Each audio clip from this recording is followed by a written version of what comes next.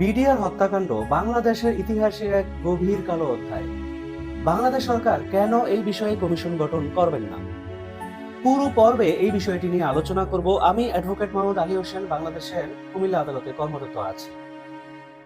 আজকে বাংলাদেশের প্রধান কিছু দৈনিকে একটি খবর আসলো যে বিডিআর হত্যাকাণ্ড নিয়ে বাংলাদেশ সরকার কমিশন গঠন করবেন না।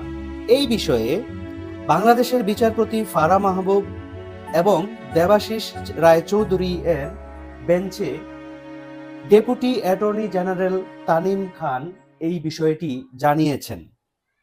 কারণ হিসেবে তারা উল্লেখ করছেন যে এই বিষয়ে দুইটি মামলা চলমান রয়েছে, সেই কারণে তারা বর্তমানে কমিশন গঠন করবেন না। এই দুইটা মামলা পরিচালনা করতেছেন সিআইডি হত্যা মামলায় 824 জনের বিরুদ্ধে চার্জশিট জমা দিয়েছেন। বিস্ফোরক মামলায় 834 জনের বিরুদ্ধে চার্জশিট জমা দিয়েছেন।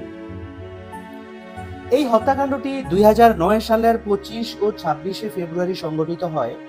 এই হত্যাকাণ্ডে 57 জন টপ লেভেল সেনা কর্মকর্তা সহ 74 জন বাংলাদেশি অফিসার এবং অন্যান্য ব্যক্তিবর্গের মৃত্যু হয়।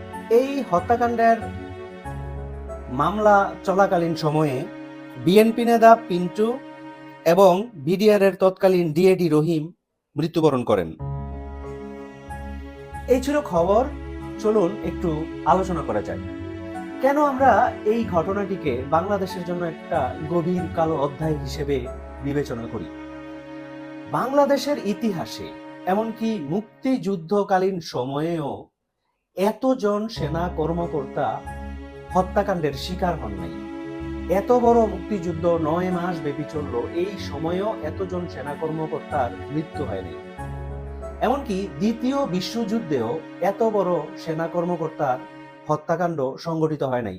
তাহলে ঘটনার সিভিয়ারিটি কত বড় একবার ভেবে দেখুন। এই ঘটনাগুলি কেন ঘটলো? আমরা কনস্পাইরেসি থিওরিস্টদের কিছু মন্তব্য নিব। ওনারা কি বলেন? ওনারা বলেন যে 2001 সালে এপ্রিল মাসে রৌমারীতে বিডিআর এবং বিএসএফ যুদ্ধে 150 জন এবং পদুয়ায় নিহত হয় 15 জন বিএসএফ। সেই কারণে ভারত সরকার বাংলাদেশের উপর অত্যন্ত ক্ষুব্ধ ছিল।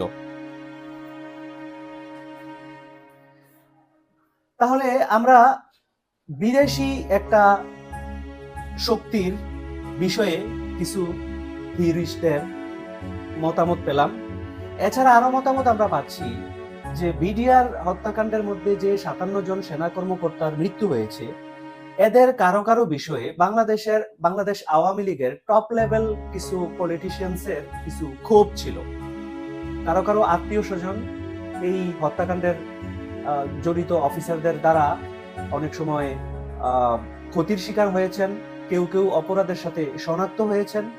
এই বিষয়টাই টপ লেভেল আওয়ামী লীগের অফিসিয়ালরা বা আওয়ামী লীগের পলিটিশিয়ানরা ক্ষুব্ধ ছিলেন। তাহলে আমরা বিদেশি একটা শক্তি, দেশি একটা রাজনৈতিক শক্তি, এছাড়াও বিডিআর এর ভেতরে কিছু ক্ষোভ বিভিন্ন কারণে অফিসারদের সাথে ছিল। এই তিনটা ঘটনা মূলত এই হত্যাকাণ্ডের রসদ ঘটিয়েছে বলে কনস্পাইরেসি থিওরিস্টরা মনে করেন। এছাড়া তৎকালীন যে মঈন ইউ আহমেদ সরকার ক্ষমতায় ছিলেন, সেই সরকারের অধীনস্থ আর্মি অফিসাররা এই হত্যাকাণ্ডের শিকার হবেন, এই বিষয়টা মঈন ইউ আহমেদ কেন মেনে নিলেন? কনস্পাইরেসি থিওরিস্টরা মনে করেন যে মঈন ইউ আহমেদ বাংলাদেশের শাসন ক্ষমতা একচ্ছত্রভাবে হাতে নিতে চেয়েছিলেন এবং ওনার এই 2 বছরের সময়ে উনি টপ লেভেল অনেক পলিটিশিয়ান বিএনপি আওয়ামী লীগের গ্রেফতার করেছিলেন এবং তাদেরকে নানা রকম জিজ্ঞাসাবাদ করেছিলেন।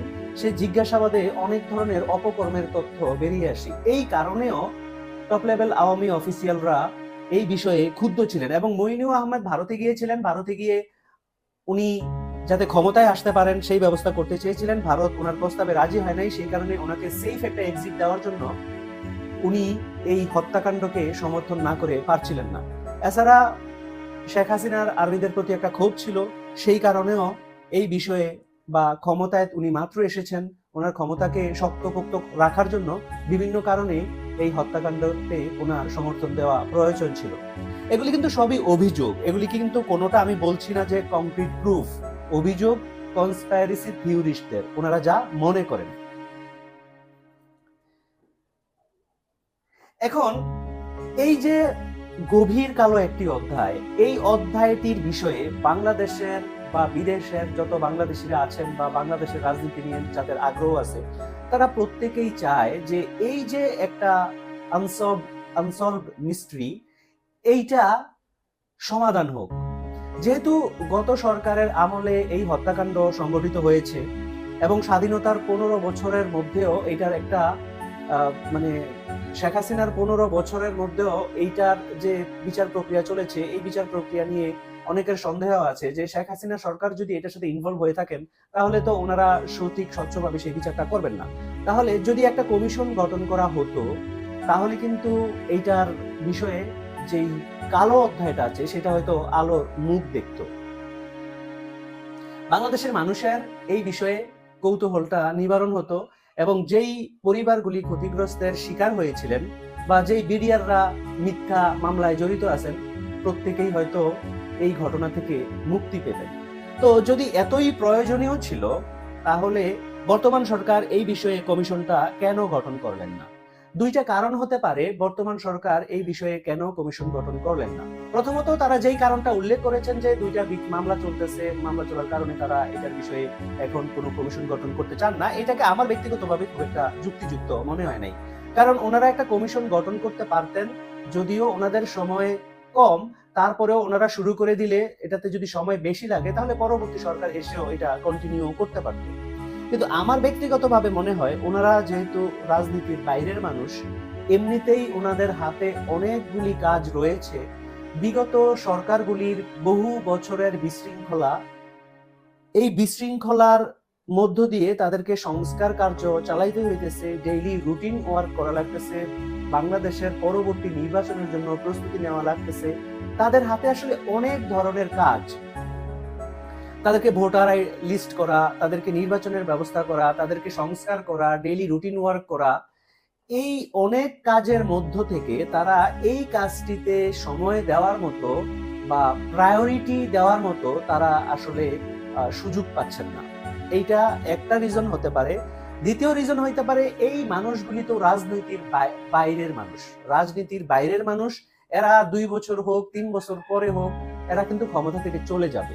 ক্ষমতা থেকে চলে গিয়ে সবাই আবার একটা সাধারণ জীবনযাপনে অভ্যস্ত হয়ে যাবেন।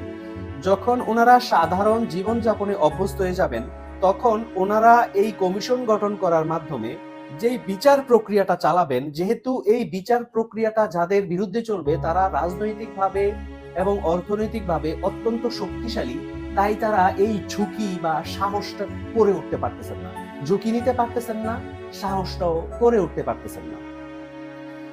এই দুইটা কারণে মূলত এই সরকার এই কাজটিতে হাত দিতে পারতেছে না। মূলত দেশীয় এবং বিদেশি শক্তিদের যে চাপ, এই চাপটা সহ্য করার মতো মানসিক, শারীরিক এবং কাঠামোগত শক্তি তাদের নাই। সেই কারণে তারা এই কমিশন গঠন করে এই বিচার প্রক্রিয়া চালিয়ে যাওয়ার মতো তারা শক্তি অর্জন করতে পারতেছেন না, সাহস করে উঠতে পারতেছেন না।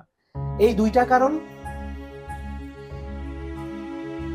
মূলত এই দুইটা কারণই আমার কাছে মনে হয়েছে যে তারা কেন কমিশন গঠন করতে পারতেছেন না বা করতেছেন না, আর ওনাদের দেওয়া একটা কারণ তো রয়েছে।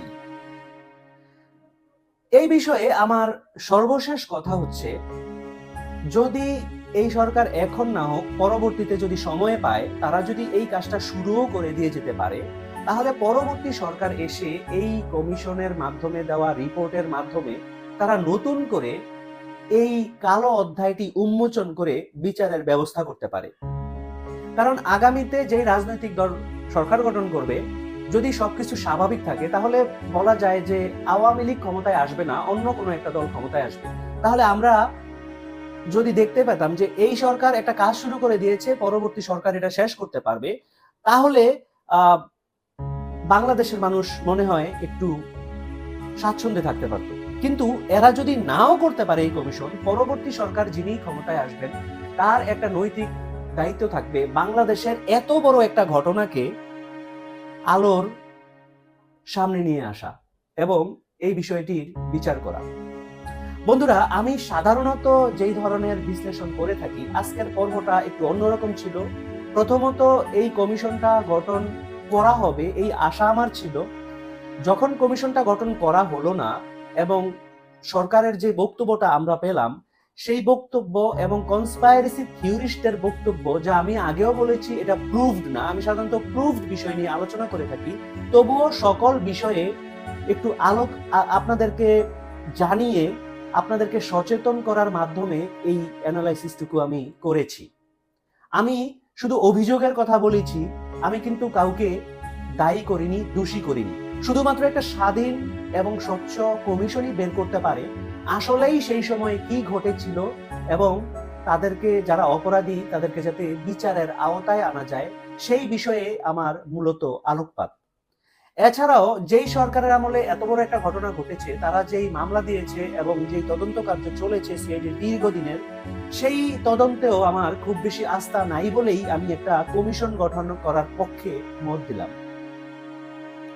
আপনাদের যাদের আমার এই কন্টেন্টটি ভালো লাগে তারা আমার এই কন্টেন্টটিকে লাইক দিতে পারেন। এখনো যদি সাবস্ক্রাইব করে না থাকেন, প্লিজ আমার চ্যানেলটিকে সাবস্ক্রাইব করে দিন। আপনি সুস্থ থাকুন, ভালো থাকুন। আমি সাধারণত রাজনৈতিক এবং জাতীয় বিভিন্ন বিষয় নিয়ে আলোচনা করে থাকি। দেখা হবে অন্য কোনো পর্বে। আল্লাহ হাফেজ।